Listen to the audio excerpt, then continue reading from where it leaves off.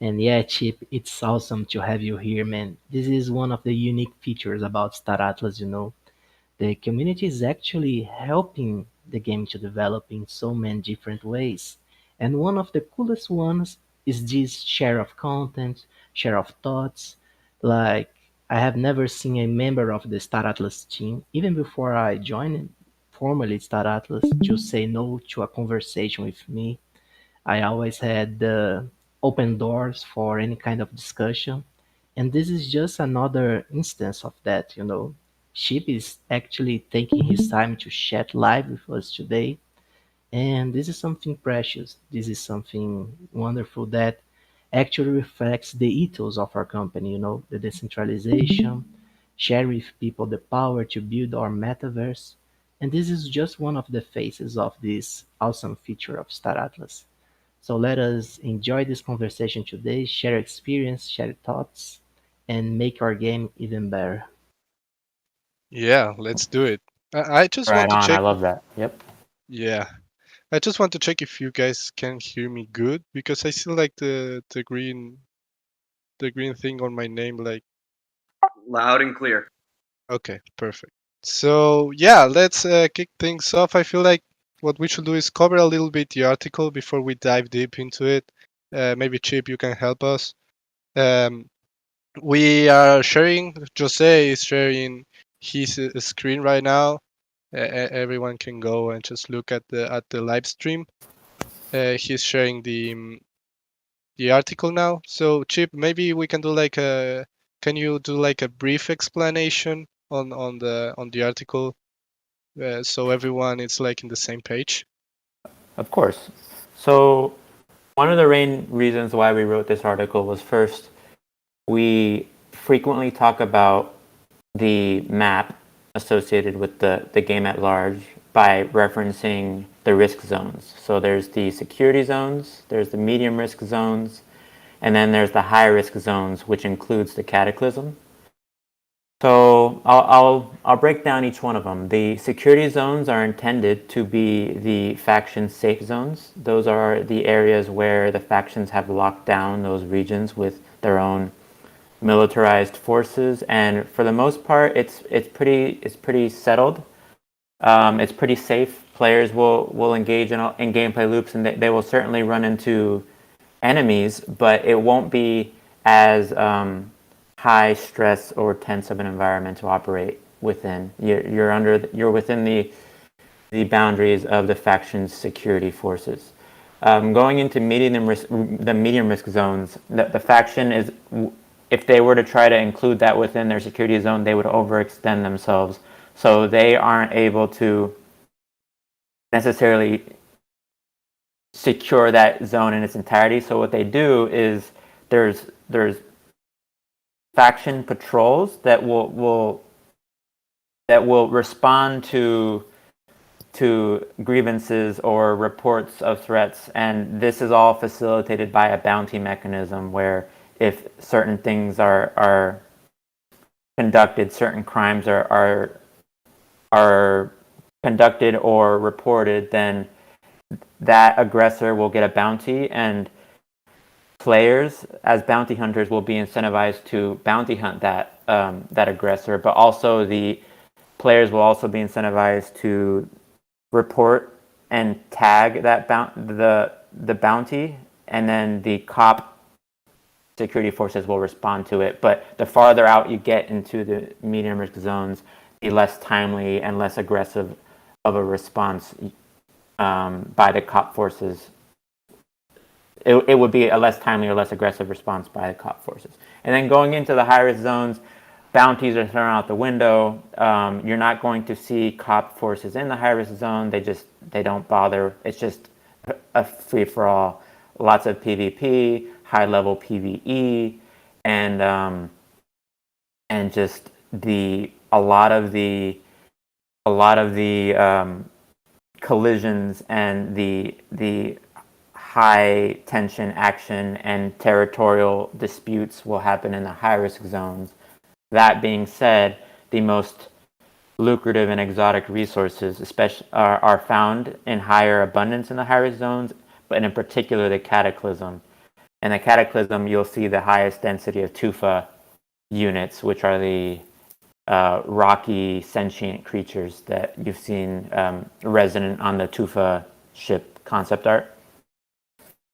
So that's essentially the map and the risk zones. And there as part of the article, there was discussion about the bounty mechanism, but as well as looting and insurances, which insurance packages were intended not necessarily prescriptive. We weren't saying this is exactly how they're going to be, but we wanted to say that likely insurance will exist in the game as a way to mitigate your risk associated with the high risk zone. But I guess I'll stop there because I know where the conversation will end up going, and I'd love to get to that. But before we get to those specific mechanisms, I guess I would open it up for questions or see if that covered the majority of the article for people, if it's everything is clear.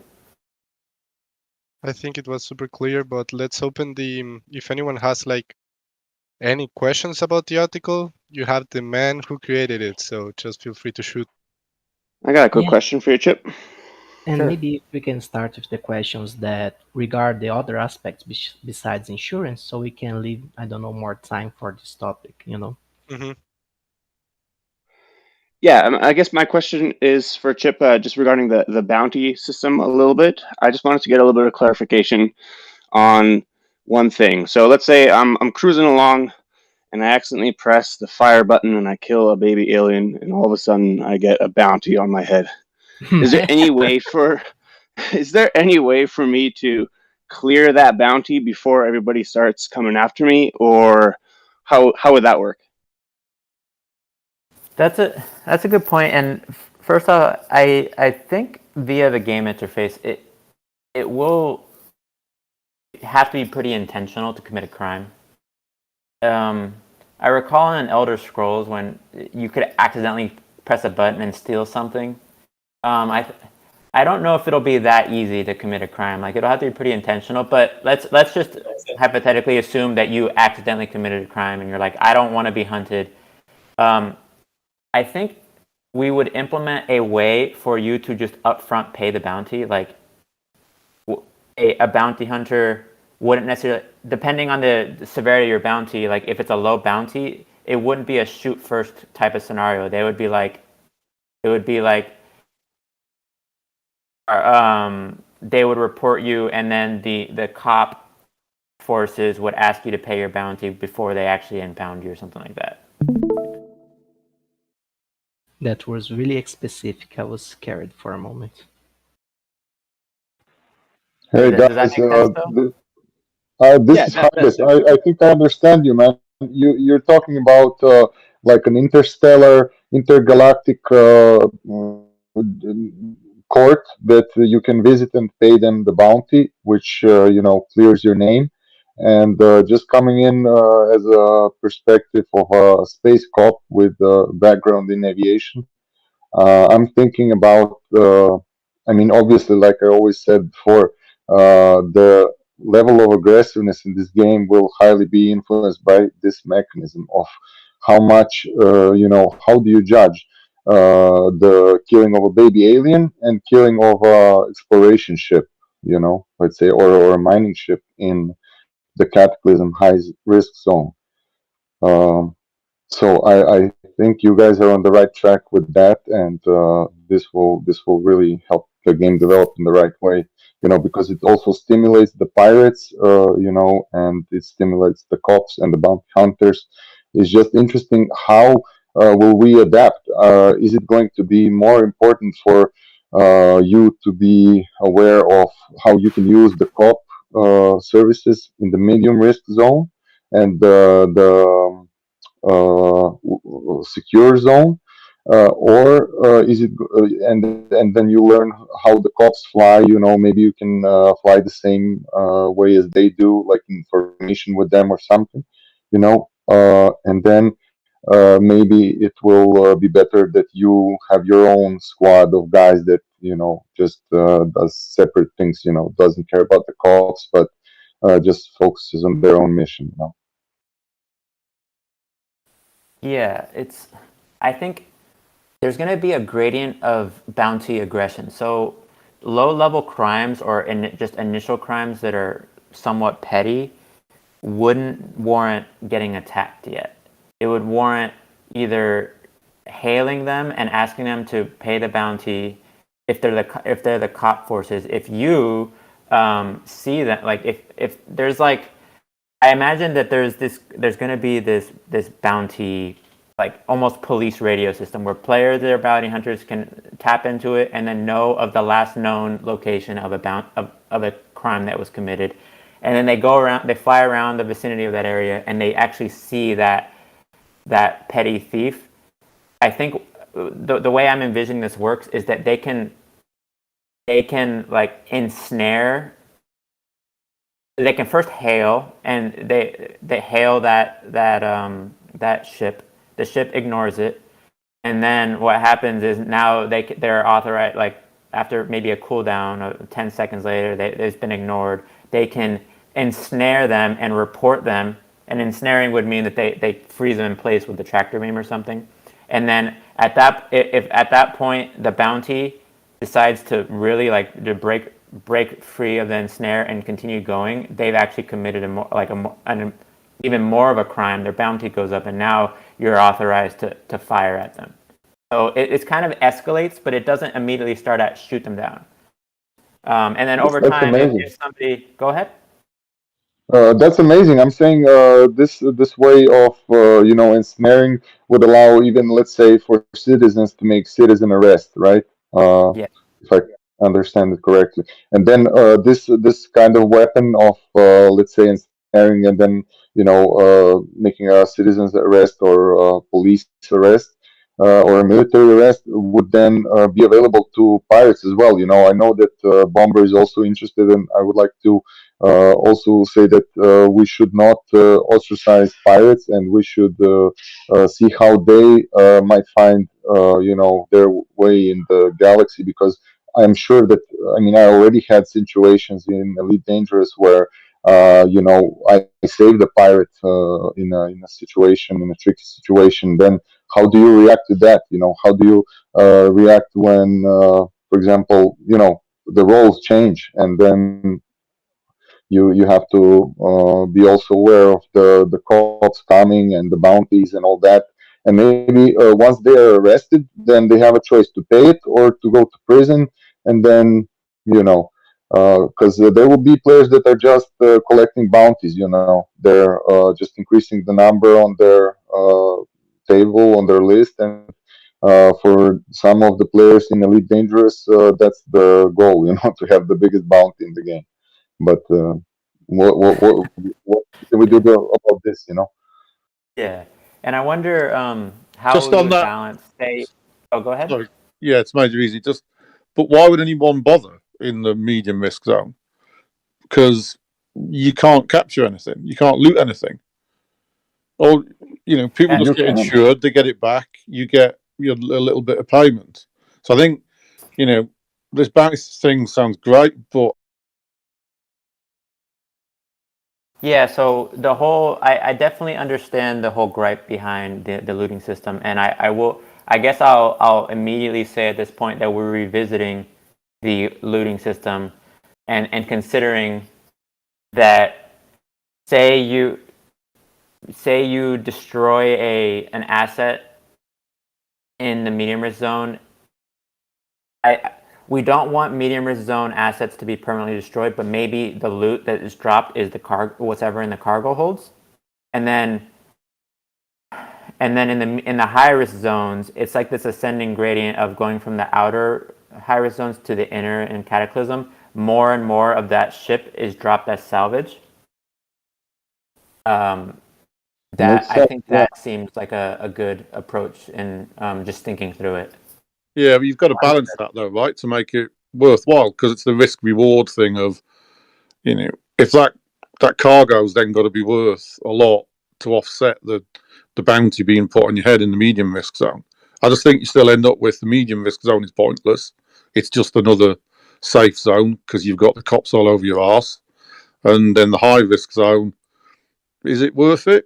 I don't know. I think that's kind of The root of my gripe with it, right, is the way it's written. It's totally unbalanced. So the risk reward ratio seems wrong.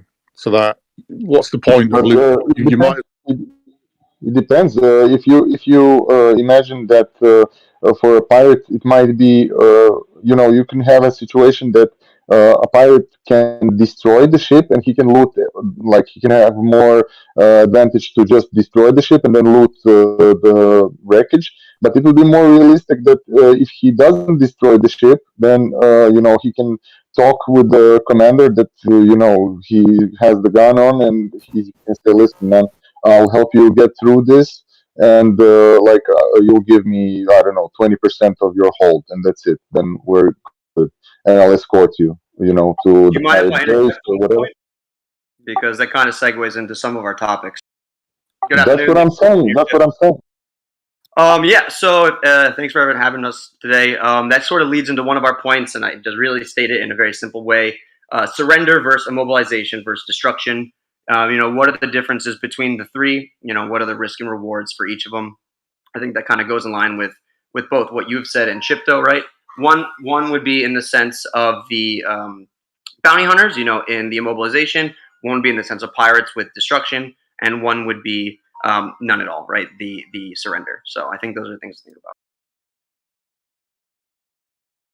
Yeah, so I think that what we could do now, before like moving to another topic, is you guys, Bomber and MJ Easy, you prepare like a document, right? Like a proposal or something like that, correct? They did. I read it before this. Okay. Yeah. Okay, perfect. So what we may want to do is, like, if you guys want to go over it, like, we can screen share the proposal, or one of you guys as well, because I think that it's already full the stream of Jose, and go a little bit over it, like read it, and you guys can explain a little bit, and then we can start like a discussion or the conversation around it, if it feels good. My bad, just had a call come in. We would like to hear your point of view on how things are arranged first. Okay, yeah. I mean, it was just to explain, like, for everyone who's listening, what you guys are saying, and what you guys thought about the article. Oh, okay, So, easy. yeah, so everyone knows, Okay, easy enough. I did submit the document for everyone. If you want to take a look, I think it's in multiple channels. One is in the proposals, one is in the Atlas Brew, and another in the Foundation Room. If you're in there, I think 3 points that we really wanted to discuss, if we're sort of leading the conversation and spearheading. The most important point to us was, and we really want to be clear on this, we truly want a fair and balanced system, and by no means are we looking for anything to be skewed in one way. These are just objective views of sort of the information we gathered, and predominantly the issues we had or concerns were centered around the insurance, less any other part of the proposal, or rather the article. So jumping back and forth with this push to talk. So the biggest points we had was really insurance protection versus loot protection. So meaning, what really comes under the insurance umbrella? What and damn, this pushed the point. Yeah. So when you loot, what is lootable, right? The different categories. I think you mentioned in the article. If they're insured, you would get Atlas instead of the loot. When we think it should be reversed, right? As regular insurance would pay out in terms of cash, simple things like that. And then moving forward, we were curious how the smart contract would work for divvying up the loot. Is it similar to previous RPGs with loot with groups, right, where the loot is distributed, the party leader decides? We were curious how and if that thought process has been started. And that was really our biggest points. I think was really the biggest contention was the insurance, where we were really abrasive to the idea that someone could buy insurance and have zero risk to perform actions, whether it's just sending a ship out to gather information, or whether they're insuring a hull that is unattainable to loot, what have you. We just thought that was a little bit of too polarized, I think, in a view. And we know that this was all just to raise the discussion, so wanted to pose our side as well. Yeah, so first off, appreciate you taking the time to put that together. That was extremely helpful, and it did actually incite or elicit discussions amongst the team about this whole mechanism. And based out of the discussions, we've come to like a conclusion that likely insurance would be third party provided. First off, and that there would be loot dropped regardless of insurance or not in the high risk zones. So it would probably take the form of components, modules, salvage, metal, what have you, and that would be whether or not the player is insured or not. That would get dropped, but then one of the ideas, and just kind of theory crafting here, because it's not necessarily set in stone, but if a player were to say insure their item via more in-game mechanism and not third party, maybe they would get back a portion of the ship's like crafting reagents or the hull, but net loot and what they receive back, and then there would be some sort of burn. So maybe 10%, 15%, and I'm just throwing numbers out here just for theory crafting, but maybe 10, 15% of the ship gets burned, 20, 25% of the ship gets dropped as loot, and then I don't know, 20, that didn't add up correctly, but a portion would go back to the player if they had insured, a portion goes to as loot for the pirates or the aggressors, or even just PvE, and loot just gets dropped there for somebody to pick up, and then another portion gets burned. So I think that seems more palatable, and it actually provides some sort of risk associated with the high risk zones. And PvP and PvE, the risky areas, do provide some sort of deflationary pressure on the assets of the game, which was the intended mechanism. We actually want there to be loss of assets in the high risk zones over time, and not only have inflationary mechanisms in the game for ships and resources. So having said that, does that seem to answer some of those, if not all of those, concerns? First and foremost, I want to say thank you for taking the time to review it, and I do want to give a shout out to all the contributors. MJR, Groove, and Lordo all contributed, so it was not just me. Want to shout out to all of them. And that does answer a lot of our questions. As I mentioned, our biggest concern was that the way it was originally presented, it just gave us a sense that there was zero incentive to actually play in the high risk. But the way you've just prosed it, that makes it all the much better, right? We just want to ensure that for the players looking for high risk, that is still there. It is still a core function of the game, and we're very happy that we were able to contribute to that. Yeah. No, I appreciate it, and yeah, thanks to all those that you shout out. It was great. So yeah, I guess the key there is, before we move on to the next topic, but the key there is that there is a reason to do, like, there is a reward for conducting PvP in the risk zones. You should get a drop, and I agree that after like thinking more about it, it shouldn't matter if the asset is insured whether or not something is dropped. That makes no rational sense. And I guess when writing the article, was really just worried about players not being able to mitigate that risk entirely, but erred too far on the side of wanting to allow players to completely protect themselves, like 100%. Almost like buying the most expensive insurance packages so that you just know that you can get everything back. But I don't think that should be on the Star Atlas side to provide that level of coverage. I think that if that level of coverage is ever offered, it should be a third party provided tool, and we wouldn't disincentivize those offerings. We wouldn't promote them. That would just be up to the players if they want to take part, engage with those third party providers, right? Yeah, 100%. Exactly. that segues into one of our points. Didn't mean to cut you off, MJ. We were really leaning towards since the whole goal of Star Atlas is the DAO, right, to be decentralized. We just wanted to also make sure, and you really clarified that, saying that you're not going to be the provider.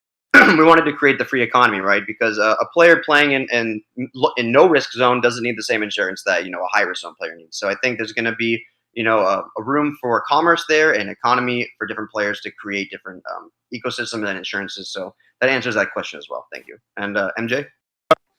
Yeah, it's actually Rip. We lost you, MJ. It's major reason, right? So the thing that triggered me was this was exactly that, right? Is it just looked like it was pointless doing PvP, which what you've described does sound like it would address it for the high risk zone. But what about the medium risk zone? Yeah, so that was the next topic that I think we should segue into. Is like why would, and I hear you, why would somebody want to commit a bounty in the medium risk zone if there's not enough incentive? And I think we certainly won't open up the medium, like not certainly, but we're leaning towards not opening up the medium risk zone for permanent destruction of assets. So, and with saying that, it's hard to then justify dropping salvaged materials when you destroy a player enemy in the medium risk zone, because then that would cause inflation, like too much inflation. You'd be dropping salvage, but then the players are recovering their entire ship back. So I was thinking, yeah, maybe the cargo gets dropped. But another thing that should be considered is that there's going to be the banished factions, and there will likely be, and we're working through things like this, likely be gameplay associated with doing those offenses in the medium risk zone, where maybe a faction will reward you for engaging in those type of activities. So really kind of what we're hearing is the medium risk zone is a segue between PvE and PvP, like a split.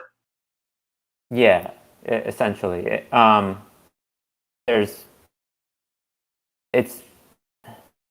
Essentially, it's the transition period between the security zone and the high risk zone. It's not intended to be the primary PvP area. However, that can happen, and it'll likely happen due to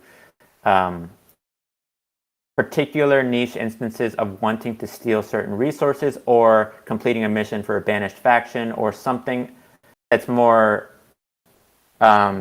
less how do I say this? Key. Yeah, it's just it'll be less like organically like chaotic like the PvP high risk zone areas, and more bounties will there might be reasons to conduct them because the factions want certain things done, or there's like objectives, or there are things we're baking into the gameplay that might add color to the whole bounty system in there. I agree that as it's written right now, it seems it's hard to fathom why you would commit a bounty, and we don't want to over incentivize it, but we want to build gameplay in there that makes it worthwhile in some cases. I would like to add that in my line of thought, like the medium risk zone would be the central place for PvP, as I see how Starat's economy will develop. Like, because as you guys remember, the transition in between the high risk zone rich rewards, like the resources that will be gathered in the high risk zone, they won't probably be manufactured inside the high risk zone, but in the medium risk zone. So it's gonna be the place where most traffic of resources will occur in the game, in my opinion. Like we'll see the big guild bases, like where they place their permanent they headquarters, stuff like that. So they will move lots of resources because, as you can see in the map, the safe zone is so only small. It won't be able to bridge everyone. So the guild branches, the manufacturers, lots of the manufacturers like Opaljet, like Ogrica, they'll live, I believe, in the medium risk zone since their quests and their XP development are in quests in the medium risk zone. So I believe that the common player will live most of their life inside the medium risk zone. I don't know. What do you think about that shit?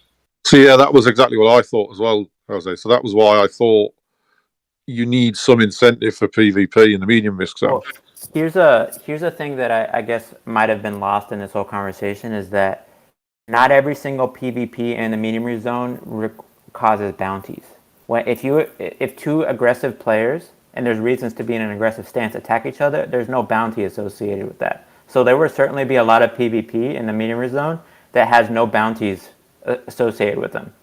That makes a lot of sense. This is nice. You're making too much sense, Chypto. Stop. I'm glad. I wish it was easier to communicate all this, but yeah, that's I guess where the whole stancing mechanism comes into play, and we really just want to disincentivize you attacking passive players, like players that don't want to engage in all this hostility. That doesn't mean they won't get attacked by mobs or enemies, but other players attacking them. This is just a protection against their protection for them, that we would have bounties associated with that. But other players in aggressive stances wanting to attack PvE, PvP, you attack another aggressive player, that's just pure PvP, no bounties. I love that, man. Love it. People will be That's able to amazing. raid the frights, will be able to get their loot there, what they are bringing in those thimbles, This will be nice, man. So theory crafting, I'm just gonna say it most likely the stance has a cooldown, so you can't like start getting attacked and then swap it, right? We're working through the specifics of the stancing, the hostility, the bounties. We have one guy on our team, one of our game system designers, dedicated doing research and robusting that system out right now. But if we were theory crafting, I would say that there needs to be a cooldown between switching stances. You can't just like flick it, you can't just turn it on and off really quickly. There's timing associated with being able to switch. Yeah, or if you've already engaged, you can't swap or something. Yeah. This is Well, Chypto, and how easy will it be to switch the items between chips? Like if I take something in the medium risk zone and I send the loot to a different chip that is in defense stance, then you cannot take that loot that I just got. But yeah. I guess you're saying how easy is it to move loot between ships of different stances? Yes, That's a good question. I actually haven't thought about that because I assumed if two ships are in proximity of each other, they would be in what's known as a fleet, and you'd be commanding them as a fleet entity. So moving assets between them is just kind of pretty quick. You're just moving cargo between their hulls, and there is some time associated with doing that. But we're saying two different fleets at different stances. To be honest, I'd have to think about that. I don't have an answer for you. Chypto, I have a thing that I would like to send you, like a document, just like the bomber did, and the pirate squads, just from the position of cop on a patrol in a system in a different game, but looking forward to patrolling in Star Atlas. Because the important thing is not only how the bounty is distributed. So, is the bounty does the bounty stick to the player, to the wallet, to the modules that he sends in between ships, to the stuff that he has in the cargo hold? And also the timing, because how is going to be realistic the timing part? Because, for example, in Elite Dangerous, you need to jump into Super Cruise to get from station to another station within the system. And that also has the implications of police responding to an incident. For example, if you said, if I understand it correctly, you will incentivize peaceful, let's say, traders, just calling the cops on a guy that has a bounty that they can scan. Then they give up his position or whatever. But then, how quickly can the cops respond? Obviously, in the easy zone, they respond quicker, right? And that kind of stuff. I would like to really send you this document. Oh, yeah, I'd love that. And I'm trying to think through how quickly the cops would respond. In my mind, there will be like nodes of cop presence and I guess as you get farther out into the medium risk zones, that those nodes would probably be either farther apart, or the cops' ability to respond wouldn't be would just take longer. But there is this whole traveling mechanism we're working through right now, where you can warp. There's a warp cooldown, and then so a player getting away, they will likely warp immediately, but wherever they warp to, they will likely not be able to warp for a certain amount of time. So they might be sitting ducks for a bit. Right, right. This part is very interesting to theorycraft, because you can only get as realistic as you can when you are developing something this bleeding edge, So how are you guys looking into the system of traveling above the speed of light? You know, how is this inspired in the game in the team? I don't mean to interject, but could we also just forward it back to the high risk and the looting, etc.? I don't mean to go too far off the combo. Yeah. Yeah. So just rounding that out, there's sub warp speeds where you're going relatively slow, and then there's warping, and then a cooldown associated with that. But I guess the one question that wasn't able to answer out of that conversation was that the bounty, what is it attached to? And for now, it's attached to just the ship, not necessarily the crew in there. But you're also asking if the bounty is attached to the cargo. The modules. You made a good analogy earlier with Skyrim. So I think what he's saying is, we know when you stole an item there, it had that red, stolen mark. Is it on the item or is it on the player? I think really is the question.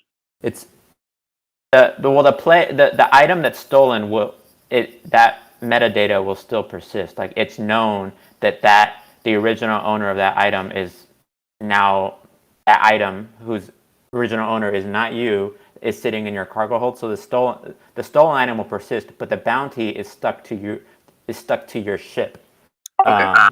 Yeah, because then you're still operating other ships all over the place, and those don't have bounties on them, and we don't want that now your ship back all the way on the other side of the map is getting arrested. That's not what we want. We want the bounty to be localized to the actual ships that conducted the crime. That's wonderful to hear. Makes a lot of To be sense. honest.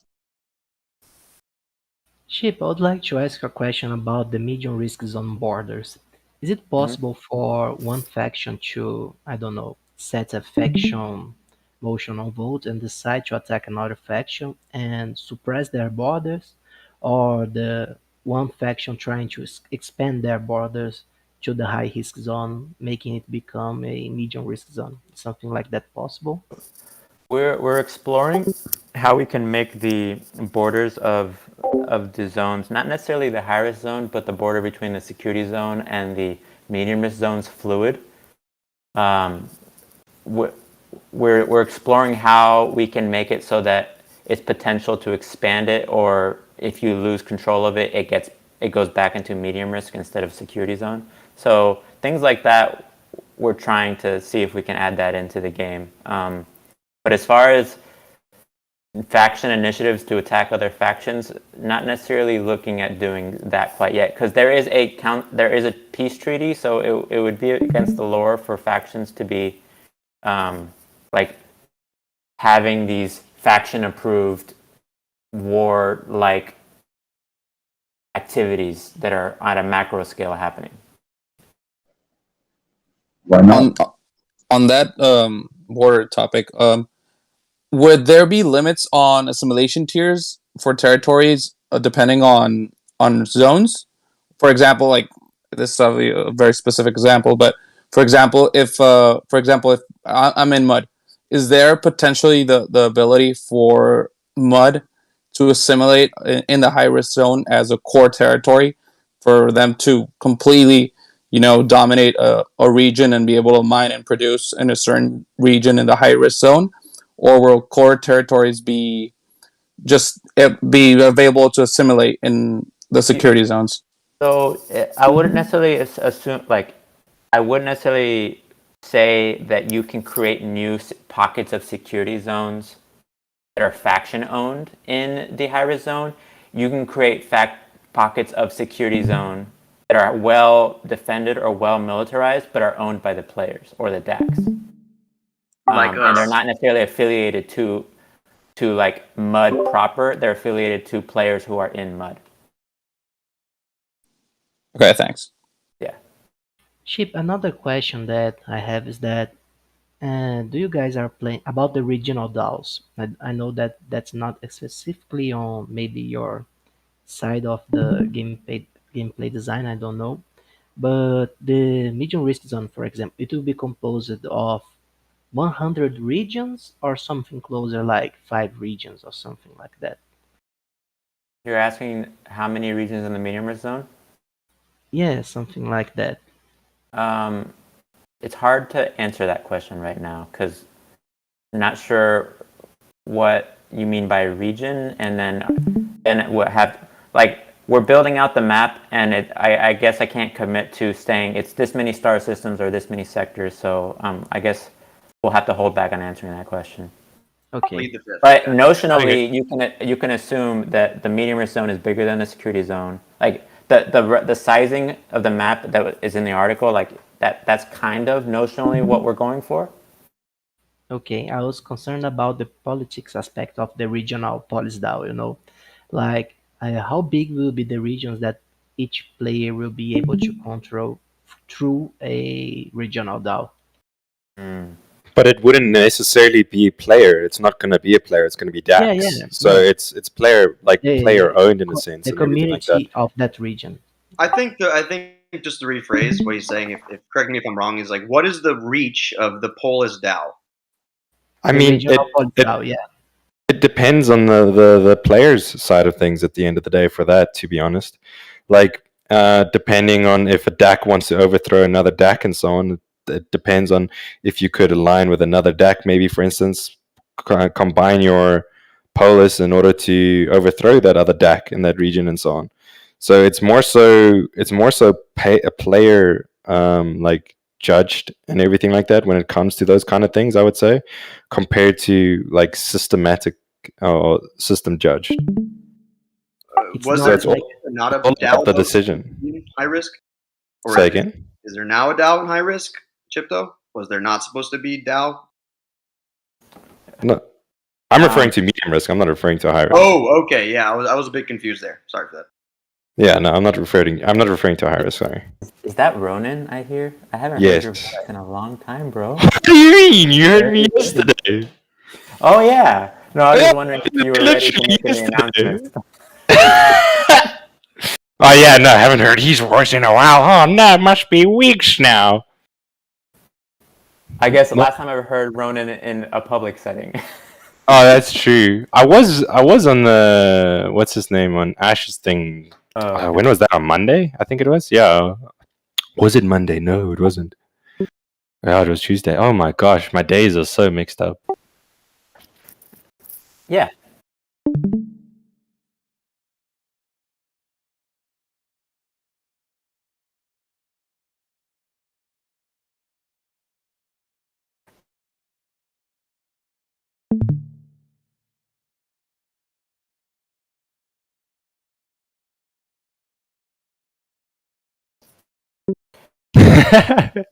When I've talked to Danny, we like the idea of like that star system of levels of intensity.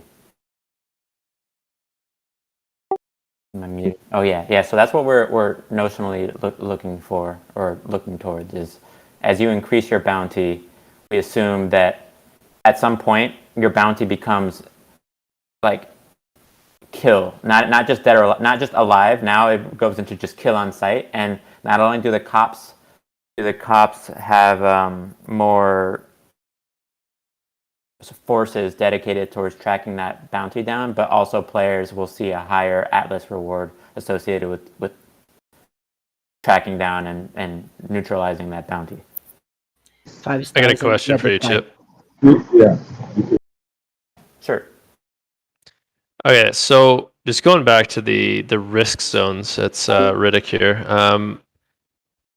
So my question is, so you guys were saying earlier that there was not a lot of reward for the medium risk zones, but that doesn't come from just killing ships, right? Like if you're going from a security zone to a medium zone, the loot category would be more rare. You'd probably have more resources that you could mine on planets, things like that. That's like a more dynamic thing. It's not just if you kill someone, you don't get their asset. But like I was thinking about it, just from playing different games. There's certain games that they have. If you're doing like a mining mission, let's say, and you're a pretty passive stance, and someone kills you, and they want like someone wants to take your loot, say when you first initially went out, you could have like a supply box which includes the items that are very precious to you that you took on that voyage that you could surely get back, and then everything else is lost, like you said. Is that what do you think of that kind of Like a, system for? it reminds me of the RuneScape Wilderness where you have 3 items that you won't lose. So Amazing. you're saying potentially like a strong box or some sort of not black box, but where you get a special module or special item, you can put things in there, and then those won't be like looted or something. Yeah, Or so you let's can get. go. So let's use an example, just like hypothetically. Say I go out, I'm fully armored, or well, I guess at the first stage it's just not going to be like that. But let's say I go out and I have some sort of rare resource that I was taking to something in like some maybe let's call it a space station with a currency that I needed to buy something as a module for my ship, say. And I was traveling there and I get shot down. But I have a box, like you said, like I say, a black box or something like that, that I can recover for a certain amount of Atlas or something like that. And then the player gets, a percentage of whatever else I had that was rare or something like that because it's a medium risk zone. It's higher than a security risk zone sort of thing. I'm not sure. I think if we were to pull on that whole string, maybe the box is like heavy, um, secure, and there's like beacon associated with that, and then a pirate takes you down, steals the box, but now you can track it down and try to get it back. And they can't necessarily open the box, or it takes time or special skill or high level in the pirate guild to be able to open those boxes. But I guess notionally, it's just if we're trying to keep things logical, I don't know why that a box like that wouldn't be lootable, right? But Well, no, the yeah. box isn't with you. So, like, I guess I should have clarified that. Like, you were talking about a third party sort of deal, right? So, say Mm-hmm. you go to a vendor and the third party vendor is able to recover your gear with whatever method that they use. Say it's a medevac or it's a evacuation ship of some sort in game kind of processing. And you are able to go back to him and say, hey, like, can I get my stuff back? Because you'd paid an upfront cost already to do that to insure insurance on it. Say Yeah, like three items. essentially that would just be insuring your cargo in medium risk zone as well, right? And I Yeah. think that again, that could likely be a lucrative third party insurance provider business model of you're this high traffic merchant or freighter in the medium risk zone, and you just want to ensure that all of your shipments are insured to up to a certain value in case you do get ransacked and looted. The insurance provider, knowing that you have a 90% success rate of not of successfully making it across, like they will insure you up to a certain value, and then if you get attacked, you can reclaim a certain amount of value. But I think all of that could be third party. Yeah, I agree.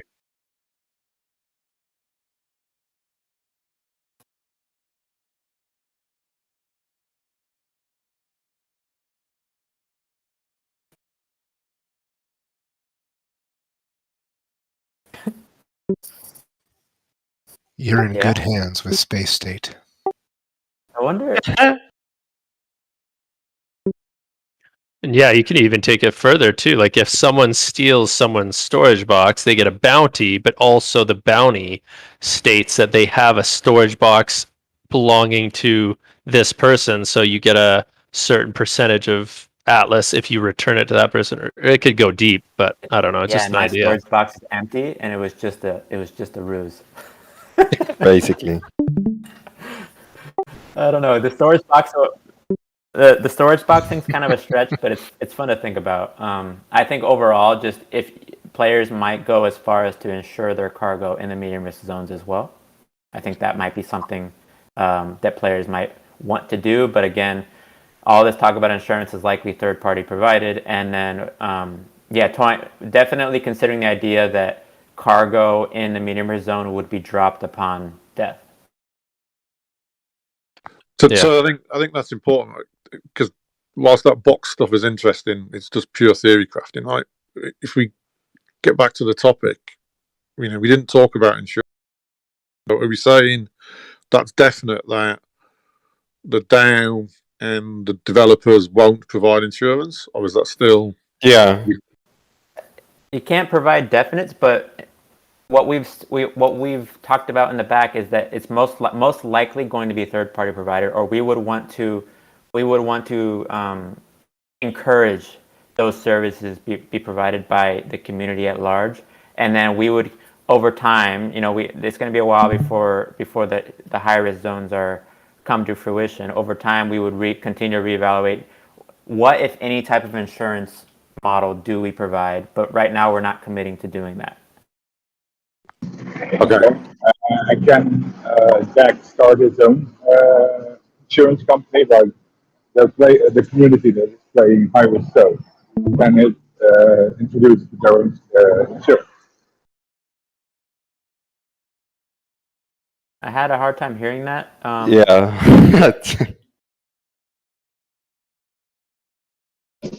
Yeah, sorry. Walking in the streets of Bangkok, IBM, the traffic is picking up. Same problem, buddy. I don't think we can hear him correctly, actually. No, cannot. I think he was saying something regarding like can that option of insurance start being provided now in a sense or something like that, or I don't know. That's what I got off of it. No. Can the community or DAC start its own insurance company? Like, can we provide insurance ourselves? I mean that's entirely up to you guys. I would say at the end of the day, like, but I mean, like, it's also going to depend on like how's your methods of like calculating whether or not somebody was legitimate in the whole thing and so on, which makes it a little bit harder unless you're going to use the SDK in order to make your own third party integration in order to track that stuff. But I do think while we would allow players to develop their own third party services, we just wouldn't be able to commit to providing any like legal protection. Say regulation comes down and player provided insurance is like some sort of infringement in certain zones, like Star Atlas as a company wouldn't be able to protect that because we're not offering that service. So that would be the only thing that would add color to that, is that while players or community or DACs can choose to offer these services, we're not able to like protect that legally or I guess endorse it, kind of thing. Yeah, buyer beware. Yeah. Basically do your own That's good to research hear. on that. Before we even got to this whole discussion with insurance, that was one of our key points as our own DAO, right? Since we are a PvP guild, we're of the mindset that insurance was going to be something needed for players. So we're really happy to see it develop into this, and even better to hear that we can not only have it provided but also do it ourselves. Yeah, there's going to be not even just insurance. There's going to be all sorts of player generated services or even like we're seeing these guild tokens and just DAC infrastructure being built, and it's crazy to think how much, because this game is there's a lot of permissionless transactions that are happening. Like, here's an example. You get a bounty, and your bounty requests that this much Atlas is sent to this address. It doesn't necessarily mean that you, as the person who committed the crime, needs to send the money, the bail money. Your DAC can permissionlessly send the money to that account, and now you're free to go again. So there's going to be all sorts of services that, because there's permissionless transactions or permissionless I guess elements of our game, that all these services will be by default like possible and enabled without us even having to lift a finger to enable it. That's great to hear. Yeah. So just on, like we talked about before about destruction and things. So how will it work? Is the idea that there's some sort of escrow, that when you go into the high risk zone, your ship is in some sort of escrow type account. So then if it gets destroyed, it's not down to the player having to take some action.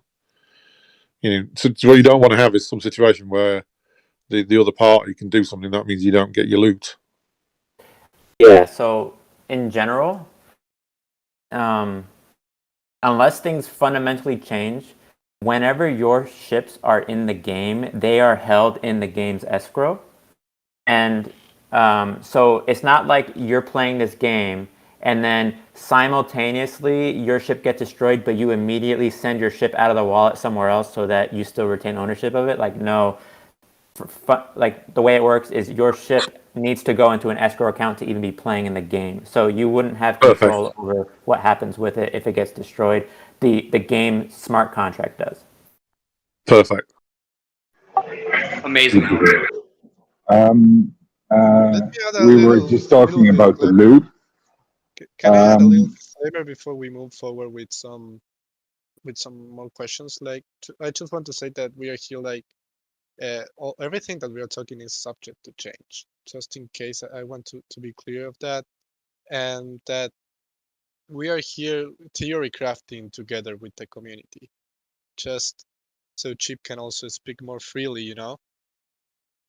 Nothing is defined like of what Nothing we speak. is set in stone. Game systems are subject to change. That's all I want to say.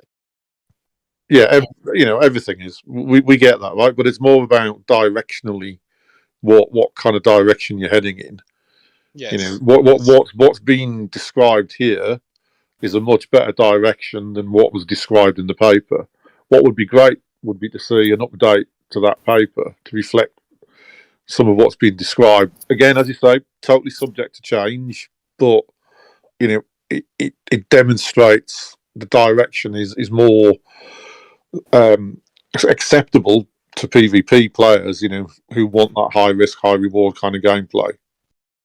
Yes. Yeah. So well, almost like let me step in here. Yeah. So first off, thanks Santi for saying that, because it just want everybody to be leveled with. A lot of this is just the current direction. It's subject to change, and we're a lot of theory crafting here. And then to answer the MJ, what you just said, we're definitely planning on in the next week or so just updating the article to reflect some of the new idea, and then we'll likely just take out a lot of the details associated with insurance itself and just say for now it's intended to be optional and likely third party provided, and leave it at that. That way players don't get the impression that it is likely that we're going to provide that. I can't speak with definitives. There might be a situation where we take on an element of that, but for now we're just saying that it's going to be third party provided. So all that is to say that targeting updating the article in the near term to reflect these discussions. To me, the third party is a dangerous thing because it's out of your control how it's going to work, to be honest. The thing about that whole concept is we can't control what third parties do since it's all permissionless and decentralized. So all we can probably say is beware of these services if we don't think that they're fruitful or they're dangerous to the community, right? We can choose not to publicly endorse anything, or we can, if we get to that point of there's all these insurance providers, it might behoove us as Star Atlas to review them and maybe make recommendations, but we certainly wouldn't, I guess, we there's no way for us to prevent third-party services from happening, is all I'm trying to say. Okay. Hey, Chip, I got a quick question for you. Just going back to the escrow. So let's say you have a ship that's a GAO 1 ship. You go into the high risk zone. It gets blown up. It gets destroyed. You lose it. What happens to that ship? Is that ship going to be placed on the marketplace again, or is it just gone forever? The intent behind the GAO 1 ships is those supplies will not go up, or I guess to answer your question, the way we're currently thinking about it now, based on these discussions, is that ship would get burned, and the total supply of GAO 1 ships for that model goes down by 1. But yes, there's obviously the components and modules that something would get dropped, and maybe you get some other like resources back or something. But the answer is, based on these discussions, likely that just the ship itself gets burned, and the total amount of those ships available now is at least the GAO 1 ships, not necessarily the player crafted ones, would be decremented by 1. And you'll receive a cool achievement like "Welcome to Star Atlas." Yeah, you got wrecked. And a splash screen saying welcome. Hope you enjoyed your stay. Hope you enjoyed. Thanks for playing. Yeah. Your ship is important to us. You get a nice message from the Pirate Guild. Well, yeah, we send thank you cards to everyone, so just be on the lookout. Almost like those Assassin's Guild cards with the bloody hand. You know what I'm talking about? Yeah, like in Send mail Skyrim. and just say thanks. We appreciate your services or something. We've got a guild like that here. Yeah. They use the same hand, I believe, but they're the black hand, not a red one. Nice. Yeah, guys, I like the discussion, and I'm really excited to see the gameplay in the high risk zone, man. Without every pirate running among crazy and the big guilds running you guys, it's gonna be fun. I have another question about looting or escrow. If I destroy a ship and the crew escapes on escape paths, can I capture them? And can I put a bounty on them towards the account that was playing? That might taking hostages? Yes. Yeah. That'd be awesome. Man. So right now, the way I understand escape pods work is that when a ship hits critical health, there will be a chance number associated with how many crew get out safely, and then the other crew would obviously die and get burned, like burned in the NFT sense, like they no longer exist. But then those escape pods, the crew that did make it out, and this is high-risk zone gameplay I'm talking about, you wouldn't have burned crew in the medium-risk zone. But in the high-risk zone, the ones that made it out in those escape pods, the question is, can the enemy player either collect them and then like almost do this what's the word? Ransom? Yeah, ransom to get it back. Can the players shoot them down and destroy them permanently? Don't have answers for that because I don't know. There's some balancing things there, and it just not sure. I'm not sure what would be the best approach there, to be honest. For me, bounty hunting should work both ways. Like, go ahead.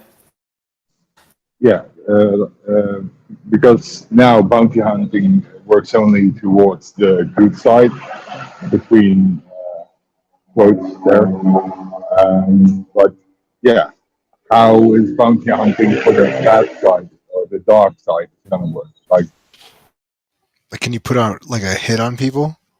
Well, dude, You're the dark side just Or does what they kidnap want. people. That's why they have bounties. So you go out and you kill who you want, when you want, instead of doing it by the law, by being a bounty hunter. Even though I do believe they should have player-made bounties. That would Yeah, be amazing. player set bounties would be amazing, man. That would be more of a hit, Yeah. less a bounty. I'm a gangster. Contracts. The bounty requires you to perform an act, like a malicious action. A hit is just saying, F this guy, let's kill him. Yeah, it makes sense. There's Our going to money, be let's hits. do it.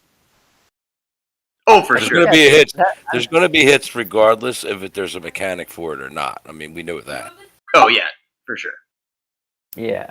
And I recall that EVE Online has that mechanism in there, right? Or can you set hits on players in EVE?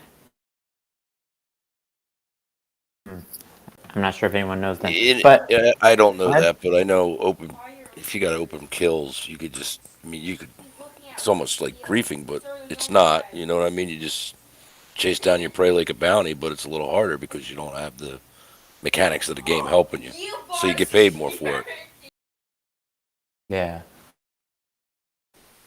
Going back to being able to take like the escape pods, I feel like if we were to enable it, we would have to limit it in some way, as in you need special space on your ships to accommodate escape pods or something such that you can't just go around collecting everybody's crew that easily. There needs to be a limit or some sort of or a specific ship, like the Calico Yeah, evac, you're only able to pick them up, where things are more specific. Doesn't Yeah. I Or agree. you'd have to Not like everything tow it needs to back be and using your tractor beam, so you could only hold one at a time.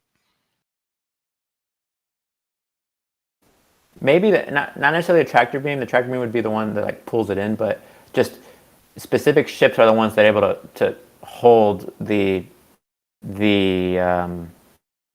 emergency pods.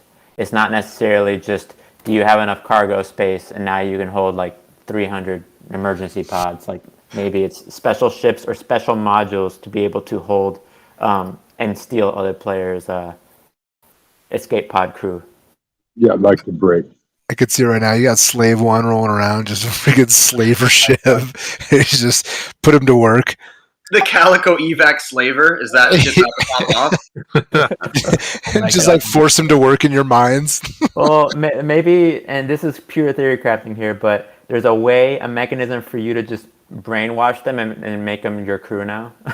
Yeah, we were actually thinking about that. Yeah. Fucking slave collars. We got some alpha. Some sort of indoctrination method where you're able to just get them to just join your crew over time, but they're resistant. Like the higher level they are, the longer it takes for them to be indoctrinated into your NFT crew. That's super fucking sweet, man.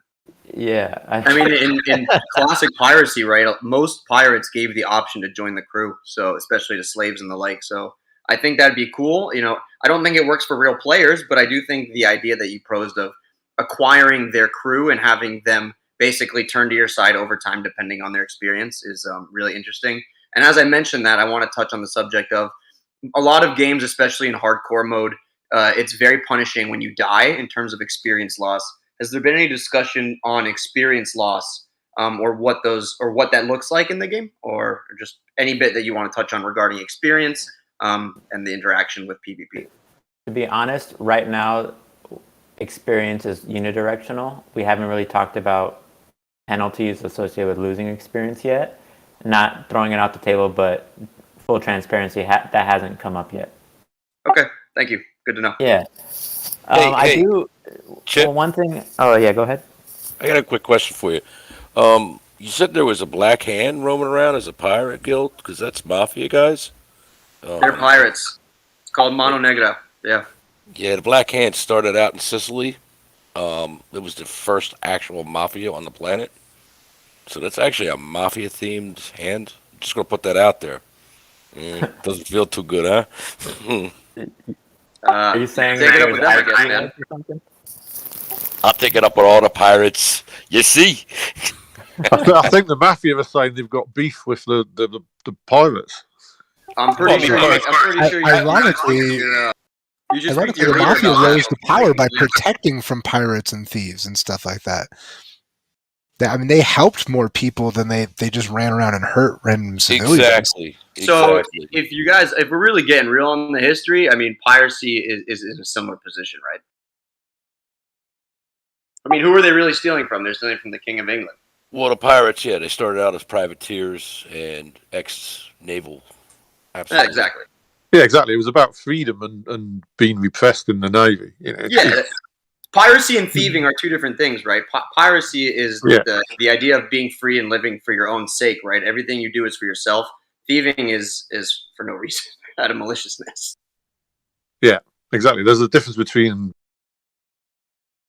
being you got to look at the Somali pirates. Somali pirates are not exactly what we're going with these. You know what I'm saying? They're not privateers at all.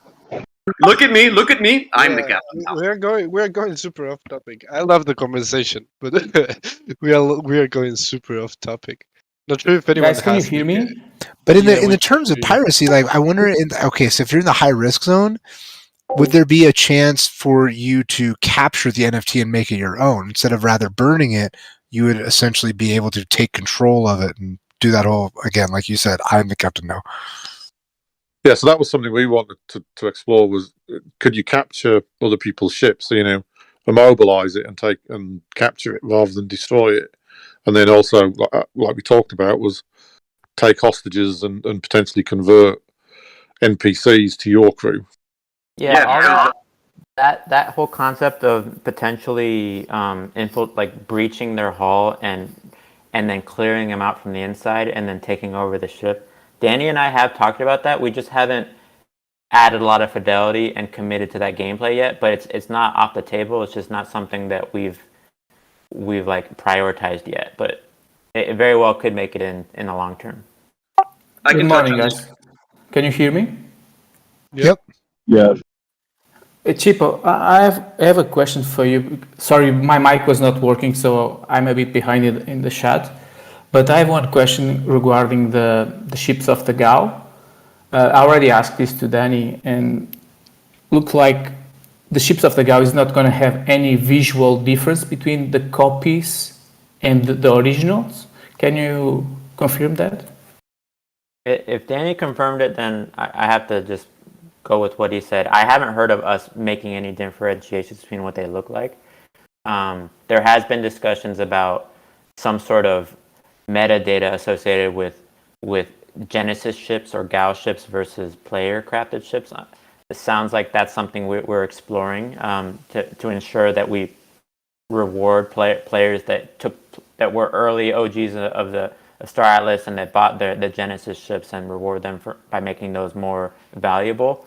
But as far as aesthetics associated with them, I'm not sure. It sounds like Danny said no. Yeah, that was my idea. Because it was more fun if like someone arrived to a planet with the OG ship and say, oh, that guy, without knowing the metadata and all the thing behind the NFT, but the others can say, oh, that guy you see from the beginning. Imagine this in 5 years' time is going to be more important than today, right? You will have a unique ID, so based on the ID, you will be able to tell that. I got an idea. What if you had some sort of badge associated to the GAO ships, and let's say a pirate comes and destroys that ship, they steal that badge, and they say that they claimed a GAO 1 ship, for example. I kind of want to touch on that if you don't mind, because Chypto, you were mentioning the breach, but I think we were referring to without the breach, because I remember you discussing at a high level that we wanted to avoid low-level ships exploiting the breach for higher-level tiers, right, like a capital, etc. How that didn't make sense. I think that the discussion in terms of capturing was that the reward of the ship would be worth more than destroying it, in the sense of the tractor beam sense, right? If you got the ship to 1% down, and you could say, all right, we're going to keep the ship instead of destroying it, would that be an option? Yeah, Danny and I have talked about a mechanism associated with something like that. Just haven't fully explored how that'll work. Okay, awesome. Yeah.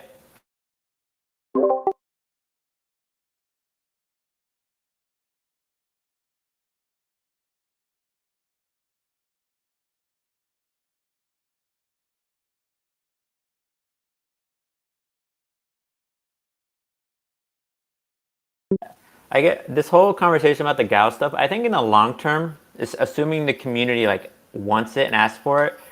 There'll probably be, like, I'm talking years, there'll probably be bandwidth associated with eventually creating skins that only can go on the GAO ships or other things. But what we're having to balance here is that we could put our artists on creating these specific skins or put our engineers on making the GAO ships like fundamentally different right now. But we're trying to prioritize just getting the game out, and then these things that we're talking about, these special like other incentives are more a bit on the back burner, but it doesn't mean we can't get to them eventually, right? Yeah, makes sense. That's okay.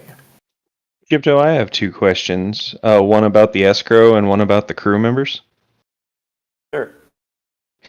On the escrow, so we basically give you guys control of our NFTs, and then whatever happens out there, that's the resolution, and we either get it back or we don't. Does that apply to cargo?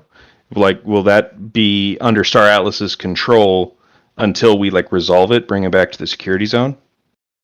Yeah, so like cargo in the ship is going to exist in the same exact escrow that the ship's in, but there will be ways to get your assets in the game, whether it's the ship or the cargo or whatever, back into your wallet, and that'll likely be through nodes in the game like space stations or other safe areas where you've gotten, not necessarily ones in the high risk zone, I'm not sure yet, but there will be special areas you need to get your assets to get them out of the game and into your wallet, where you can now sell it, or send it to other wallets or what have you. Maybe like a capability of space stations, like you have to check in with a space station and log it into your wallet basically before it's actually yours and not lootable. Yeah, exactly. I just went that whole construct. If you're thinking about the high risk zone, imagine that you're chasing an enemy and then they get back to their space station, and then as soon as they're in the space station, they withdraw their ships, and now you attack that space station. There's nothing in there for you to like, So we're gonna have to think through that hard and like figure out where is it appropriate for players to be able to withdraw assets from the game back out of the game into their wallets, right? Cool. And when it comes to NPC crew, I mean, I don't know. I sort of assumed that NPCs would be sort of like working stiffs. So if you captured them and you paid them more, theoretically they'd just join your side, right? Or I guess in what it sounds like you're saying though is that there will be, what would you call that? Attributes. Like the crew would have a loyalty meter, and that would be how unlikely they would be to work for other people. Also, if you are putting attributes on NPC crew, wouldn't it make sense to have a defense? So if someone did breach and your group was just rough and tumble, they'd repel borders, kill anybody who came through the breach, that kind of thing. Yeah. So as far as the whole like mental fortitude associated with resisting going to other crews in the event of getting captured, not sure. I think it would be tied to some sort of loyalty meter or some sort of experience. So yeah, TBD, but that'd be what I would think we would do. And then as far as what was the second part? I kind of lost track of the second part of your question. Well, I'm saying that the NPCs basically should have. I mean, it sounds like what you're saying is they will have characteristics like they're so good at working on this level of engineering. So you go and buy an NPC who's like Kaylee from Firefly. That's the person who works in your engine room. But they could also have attributes that would be like resist boarding, not being able to be bribed to join other people's crews, things like that. Yeah. So agree that crew will have attributes that could be as varied as resistance to boarding or things or resistance to capture, things like that, but also I guess, what is it? Not proclivity. The attributes associated with how good they are at a certain crew slot, whether it's the pilot slot or the gunner seat. There will be attributes associated with just. They will have an inclination towards certain roles, but that doesn't mean you can't slot them in the other roles. They might not get experience as fast. We're exploring those mechanisms now. So yeah, crew attributes is definitely something we're expecting to bake into the whole crew system. And just last little thought, but like maybe modifiers for commanders, like a certain commander, the never been boarded commander, or if you succeed in repelling boarders at one point, you get a modifier for your crew for the next time boarders come on board. Is that like a temporary buff you're talking about, or they earn new attributes or new? Well, they could earn new attributes, or you've been selling the company's been selling like so and so the legendary captain. Well, that legendary captain may have a modifier that applies to the whole crew as long as that person's in charge. I mean, it's just a thought. Yeah. I mean, things like that are certainly possible. Just haven't. It's going to take us some time to map all that out, and crew is. So the way the timeline is like ship missions and ship configuration, and we're working through a lot of those dynamics and metrics, and then like crew and land and space stations. So all that's to say is that's crew right now isn't a priority, but we're certainly thinking about it and mapping it out loosely, but we haven't given it too much detail yet. All right, thanks. Yep. So I had to be the party pooper here, but we are already like nearly at an hour and a half here. So I would like to ask you, Chypto, how are you with the time? I know that you have a busy schedule, man. I was actually expecting to be done at 6:30, so 2 minutes left. So you have a good timing. Okay, perfect. So let's close here. Thank you very much, Chip, for joining and for answering all the questions. It was a lot of fun. I know that the whole community really, really, really appreciates it. So thank you very much. And I will invite everyone, if you want to stay, probably the voice chat will continue. But this is the official end of the Atlas Brew. Thank you very much as well, Jose, for co-hosting today with me.